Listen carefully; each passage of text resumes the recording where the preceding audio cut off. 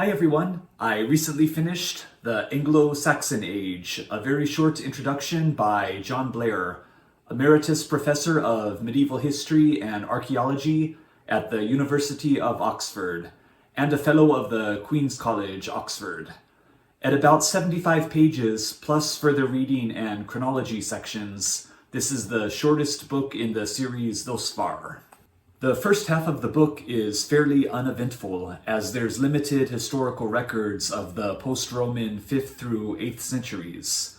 What's known is mostly comprised of the Anglos and Saxons migrating from the Germanic region of Europe, their conflicts with the Danish Vikings, the emergence of a monarchical government, and Christianity establishing itself over the pagan religions.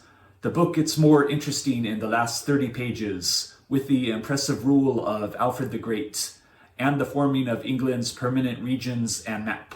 I found the previous book on Roman Britain more interesting, and will likely prefer the books on British history which follow this one. No discredit to the author, as this was a rather dull, unknown period, which was difficult to bring to life in the dense, dry style of writing that this series tends to subscribe to. I learned some things and have a sense of life in Anglo-Saxon Britain, but don't strongly recommend reading this purely at random. If you'd like to stick around, here are my top 3 takeaways from the book. Number 1, from page 6, the 3 main gods of Anglo-Saxon society. From Norse mythology, Tyr, Woden, and Thor were the 3 principal gods of the Anglos and Saxons.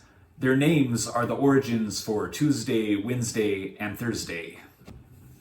Number 2, from pages 39 and 40, the first waves of Viking attacks. In 1789, the first Viking attack was recorded within the Anglo-Saxon Chronicle.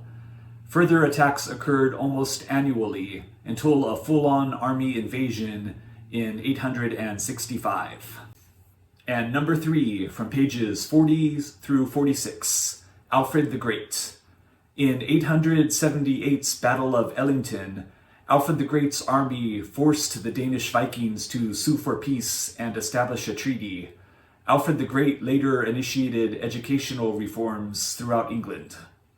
Alright, I hope you enjoyed my look at the Anglo-Saxon Age, a very short introduction, and I'll be back soon with another video. Bye!